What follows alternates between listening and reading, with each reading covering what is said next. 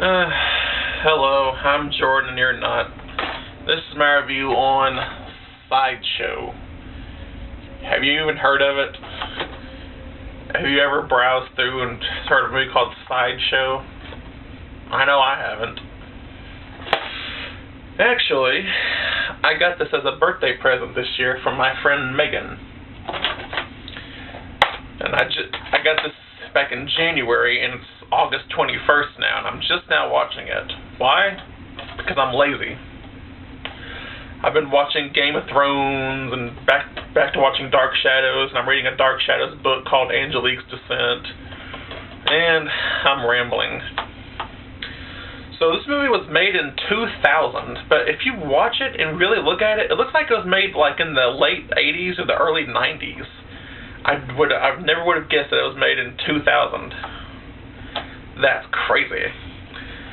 So the movie, it's kind of like a bland, generic version. It's a mix between The Funhouse and Todd Browning's Freaks.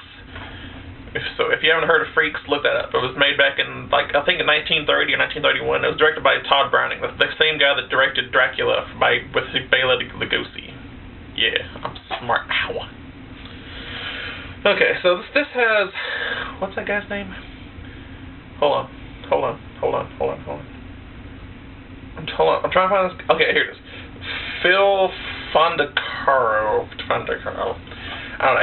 He's like that little guy who has like a big beard. He talks like this. I can't really do his voice. Look him up. I think he's in like Return of the Jedi. He's in Willow.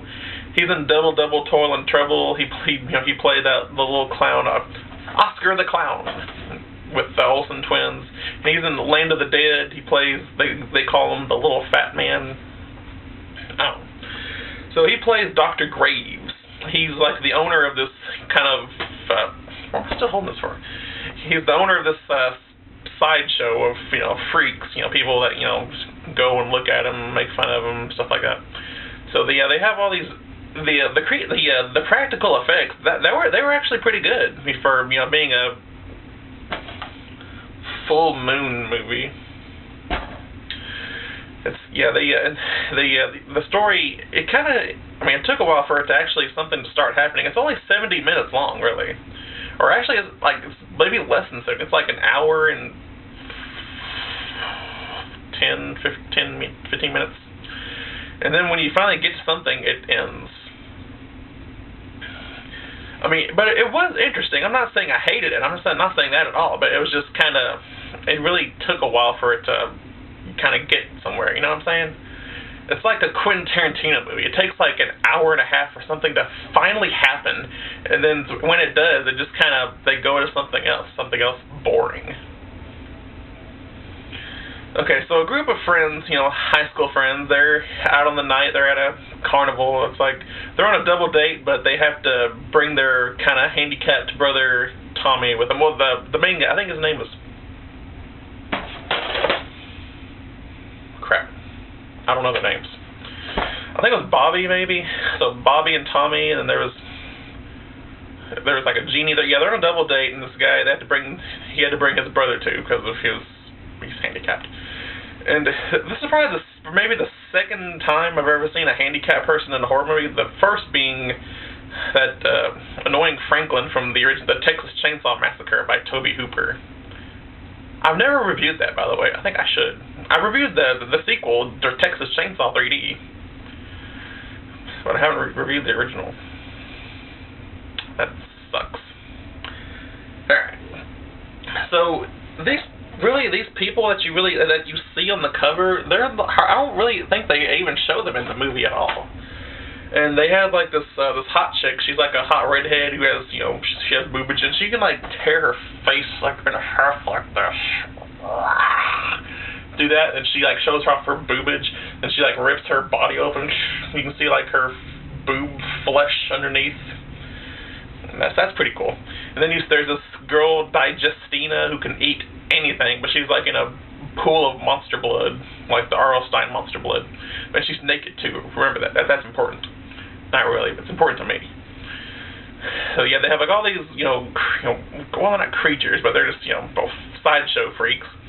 and like and the teenagers, they're all looking at them, and they kind of get grossed out by them. And this one girl, Jeannie, she's self-conscious about the way she looks, and she says, "Oh, I'm so ugly, don't look at me." But I mean, she's not really that ugly looking. She's the designated ugly fat friend. That's not me at all. I'm sexy as hell. Remember that, ladies. Call me.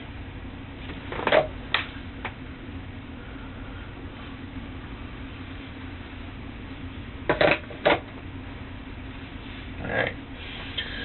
So Jeannie goes out, and then Dr. Graves finds her, and then she tells him she tells him her woes of being so ugly, and she wants to be beautiful, and crap like that. And so he sticks her in this machine that's going to give her the perfect body. So they have all these wishes, and they twist it, kind of like the monkey's paw almost. And then, we don't really see her till like the very later or toward the end.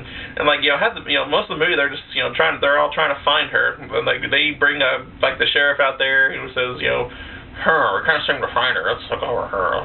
And they close it. They close the tent, the huge tent, and then they go inside and they act like it's smaller. And so Dr. Graves kind of keeps putting them off, and then they. After looking again, they go back in to look around on their own, and then that's when they kind of start to get turned into different new sideshow attractions. So then we see that Jeannie, she has a good body, but her face is like, I don't know. She has like no face. It's like a face from Silent Hill, like those nurses that have the weird face. They have boopage. And let's see. Well, I'm not going to try to spoil it all for you, but you're not going to watch this anyway, so I may as well. Then one girl, she becomes like a tiny little figure. Like she's the hot girl. She didn't want to be touched at all for whatever reason.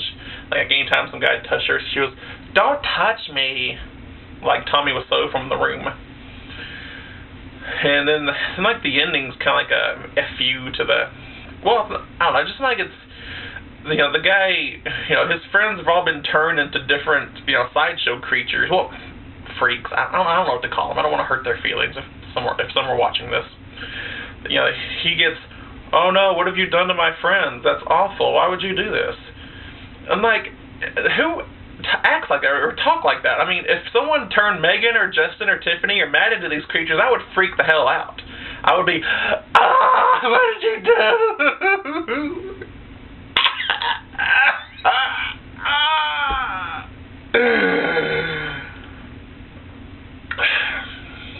I would be, probably a basket case. But he's like, "Oh no, what have you done to them? This is awful. Why would you do this?" I don't know. Just like his acting was kind of meh, And then they just put him out in the middle of nowhere. They they all leave, and he never sees his friends again, and his brother he gets turned, and that's basically the end. It's not really a slasher. It's just kind of a miscellaneous. But I mean, it is interesting to see all the carnival, all the carnival scenes and all the makeup and special effects and all the practical effects with the girl ripping her body open, her face. I'm trying to rip my face open. I'm gonna be like Ash's face from Army of Darkness. Alright, so in all, I would give this a C+. C+. I think. Yeah, let's go with C+. Wasn't great, wasn't horrible. It was, just a good movie to watch. Just for if it's late at night, it's storming, it's raining, you wanted to cuddle up with something, like a skeleton or something. Just have a double feature. Watch Stag Night, and then go ahead and watch Sideshow because your friend bought it for you back in like 8 or 9 months ago, and you just not get around to watching it. Like I said, look up a movie called Freaks by Todd Browning. Watch The Funhouse also, and then watch American Horror Story Freak Show. which I've only watched like 2 or 3 episodes of that, so I need to reap what I chew. Or is it bite off more than I can sow? Damn, what is that line? I can't remember. Ugh, that makes me angry. I need...